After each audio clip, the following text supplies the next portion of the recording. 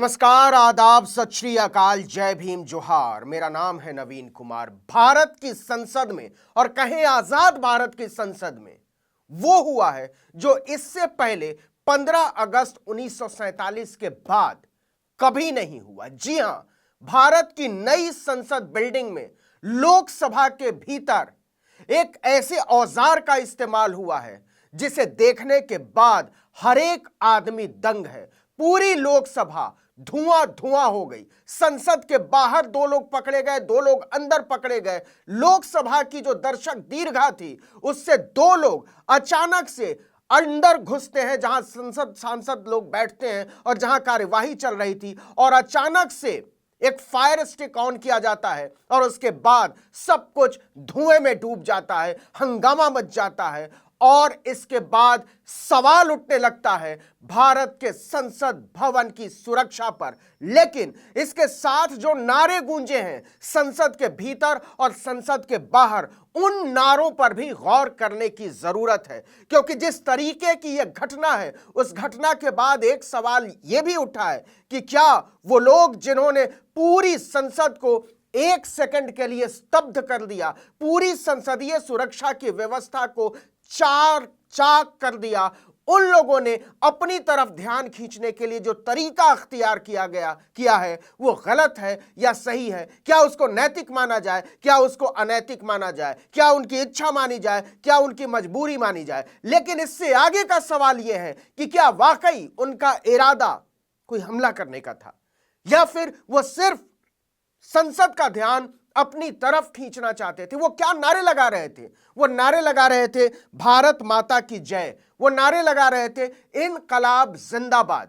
संसद के बाहर जो महिला पकड़ी गई जिसका नाम नीलम है, उसने पत्रकारों के सामने कहा कि आप क्या चाहते हैं। पत्रकारों ने उनसे सवाल पूछा कि क्या आप संगठन से हैं? उन्होंने कहा कि नहीं, मैं किसी संगठन से नहीं हूं, मैं छात्र हूं, पढ़ाई लिखाई करती हूं और मेरे पास इसके अलावा कोई रास्ता नहीं बचा था भारत की जनता का, भारत की संसद का अपनी तरफ ध्यान खींचने का। जिस तरीके से हको हुकूक पर हमला हो रहा है, जिस तरीके से देश की जनता की आवाज दबाई जा रही है, जिस तरीके से हक मांगने पर लाठीचार्ज किया जा रहा है, जिस तरीके से छात्रों, नौजवानों, बेरोजगारों, छोटे कारोबारियों को निशाना बनाया जा रहा है, उनकी रोजी रोटी पर हमला किया जा रहा है, उसके बाद हमारे पास कोई रास्ता नहीं बचा था सिवाय इसके कि हम इस तरीके के रास्ते का, इस तरीके के तरीके का इस्तेमाल करें। जरा सुनिए कि उस महिला ने, जिसका नाम नीलम है और जो अपने आप को छात्र बताती है, उसने क्या कहा। लेकिन यहां आर्टिकल 19 साफ करना चाहता है कि ये उस महिला का बयान है कि वो छात्रा है, ये उस महिला का बयान है कि वो किसी संगठन से नहीं है, ये उस महिला का बयान है कि वो इस देश की आम नागरिक है। किसी भी तरीके से आर्टिकल 19 इंडिया इसकी पुष्टि नहीं करता, लेकिन उसने जो कहा है, अपना जो परिचय दिया है, अपने बारे में जो कहा है और इस तरीके के दुस्साहस के पीछे जो कारण बताए हैं, उसने निश्चित तौर पर पूरे देश का ध्यान जो है अपनी तरफ खींचा। जरा सुनिए क्या कहती है नीलम नाम की वो महिला। नाम नीलम है और हर बंदा हमारी तो ये जो पटाखे फोड़े आप लोगों ने, नारेबाजी की, क्या नाराजगी है आपकी? हमारी भारत सरकार है, जो हम पे ये अत्याचार हो रहे हैं, हम अपनी हकों की जो बात करते हैं, लाठीचार्ज करके हमको अंदर डाला जाता है, टॉर्चर किया जाता है, तो हमारे पास कोई माध्यम नहीं। कोई डायरेक्ट वजह है, कोई वजह है, किसी संगठन से हैं आप? नहीं, हम किसी संगठन से नहीं है, आम जनता है, स्टूडेंट है हम, क्योंकि हम बेरोजगार हैं। हमारे माता पिता इतना काम करते हैं, मजदूर, किसान, छोटे व्यापारी, दुकानदार, लेकिन किसी की बात नहीं सुनी जाती। ये हर जगह हमारी आवाज को दबाने की कोशिश करते हैं। ये तानाशाही नहीं चलेगी, तानाशाही बंद करो, तानाशाही बंद करो, तानाशाही नहीं चलेगी। भारत माता की जय। ये बहुत डरावना है और डरावना से ज्यादा यह चिंतित करने वाला है, परेशान करने वाला है, खासकर सांसदों की सुरक्षा को लेकर, संसद की सुरक्षा को लेकर, क्योंकि यही वो तारीख है जिसे संसद पर हमले की बरसी कहा जाता है। इसी दिन भारत की संसद पर तब हमला हुआ था जब प्रधानमंत्री देश के थे अटल बिहारी वाजपेयी। उसके बाद लगातार इस दिन के लिए संसद की सुरक्षा कम से कम बहुत ज्यादा बढ़ा दी जाती है, हर एक चीज चाक चौबंद कर दी जाती है और एक एक चीज की आम दिनों में भी जांच की जाती है। जो पत्रकार संसद भवन की रिपोर्टिंग कहते हैं वो बताते हैं कि अंदर एक पेन लेकर जाना भी असंभव है बिना सुरक्षा जांच के, बिना उनकी निगरानी के, बिना उनकी जानकारी के। आप पेंसिल तक लेकर नहीं जा सकते। इतना छोटा ईयरपॉड भी अगर आप अपनी जेब में लेकर जाएंगे तो आप पकड़े जाएंगे। आप घड़ी भी पहन कर जाते हैं तो उसकी अच्छे तरीके से जांच होती है। फिर ऐसे में कैसे एक स्मोक स्टिक लेकर, इतना बड़ा स्मोक स्टिक लेकर वो लोग अंदर घुसे, जो अपने आप को छात्र बताते हैं, इस देश का आम नागरिक बताते हैं, जो अपने आप को किसी संगठन से जुड़ा हुआ नहीं बताते हैं। ये अपने आप में भयावह है। ये पूरे तरीके से इस घटना ने भारत की सुरक्षा व्यवस्था की, संसदीय सुरक्षा व्यवस्था की पोल पट्टी खोलकर रख दी है। इसमें किसी हैरानी की बात नहीं है। आपको बता दें कि ये संसद और संसद में इस तरह की घटना, मैंने शुरू में कहा था कि आजादी के बाद घटी ये अपनी तरह की पहली घटना, लेकिन इसके पहले संसद में ऐसी घटना घट चुकी है। तारीख थी 8 अप्रैल 1929, जब दिल्ली की असेंबली में भगत सिंह अपने दोस्त बटुकेश्वर दत्त के साथ भारत की आजादी के पर्चे लहराते हुए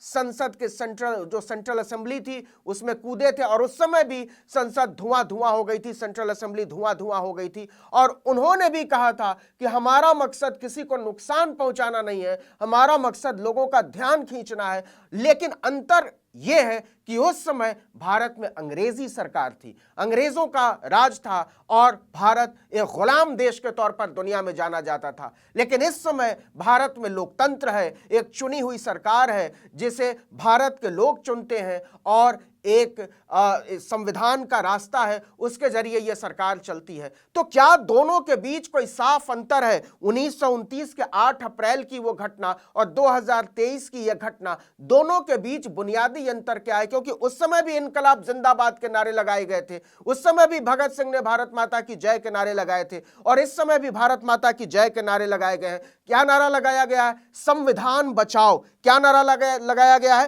तानाशाही नहीं चलेगी। क्या नारा लगाया गया है? कि अधिकारों को खत्म नहीं करने देंगे। तो आखिर वो कौन लोग हैं जो संविधान की तरफदारी में इस हद तक चले जाते हैं कि वो लोकसभा की कक्ष तक पहुंच जाते हैं? आखिर ऐसी क्या मजबूरी रही होगी या कहें ऐसा क्या दुस्साहस रहा होगा जिसकी वजह से संविधान की तरफदारी में, लोकतंत्र की तरफदारी में उन्हें इस हद तक पहुंचना पड़ा? क्या इसे अपराध कहा जाए? क्या इसे मजबूरी कहा जाए? क्या इसे नैतिकता कहा जाए या इसे आतंकवाद कहा जाए? ये सारे सवाल इस समय भारत के लोकतांत्रिक आसमान में बिखरे हुए हैं। देश का हर नागरिक इस पर सोच रहा है कि भारत माता की जय के साथ, संविधान बचाओ के नारे के साथ, लोकतंत्र बचाओ के नारे के साथ, तानाशाही बंद करो के नारे के साथ जो घटना घटी है उसे किस श्रेणी में रखा जाए, किस खांचे में रखा जाए और किस खित्ते में रखा जाए, इसको क्या कहा जाए?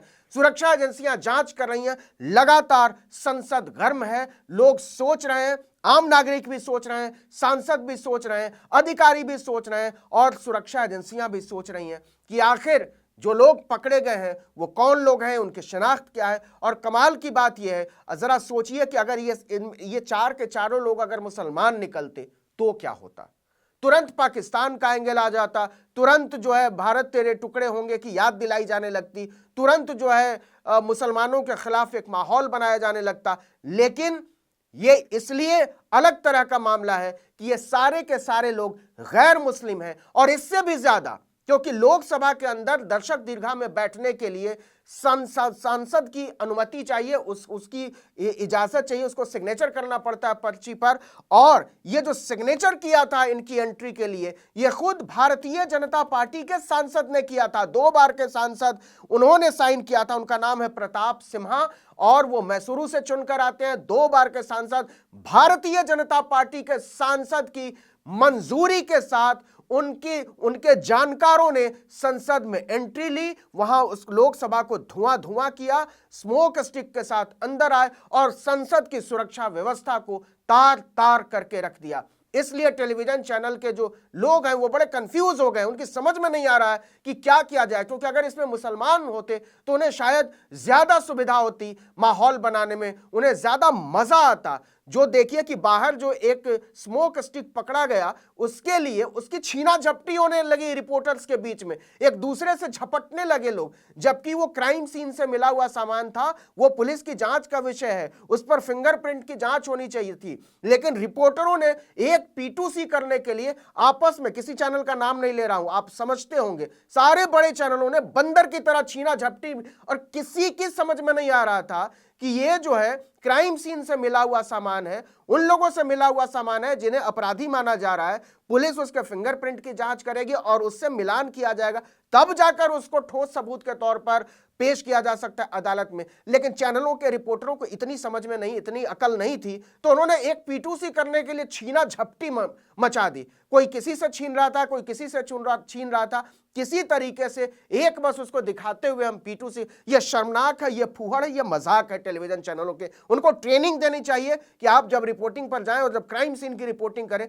तो आपके, और वो भी संसद की सुरक्षा से जुड़ा हुआ मामला हो, तो आपको किस संवेदना के साथ वहां रिपोर्टिंग करने की जरूरत होती है। लेकिन फिलहाल जो मुद्दा है वो ये कि जो वहां हुआ है, भारत की संसद में जो हुआ है, वो संसद की सुरक्षा व्यवस्था को तार तार कर देने वाला है। यह केवल इत्तेफाक है कि उसमें रंगीन धुआं भरा हुआ था। जरा सोचिए कि अगर वाकई ये जो लोग हैं या कुछ दूसरे लोग हथियार लेकर घुस जाते, और घुस सकते हैं, ये बात इससे पता चली है क्योंकि संसद की सुरक्षा व्यवस्था से गुजर कर तो ये अंदर नहीं जा सकता।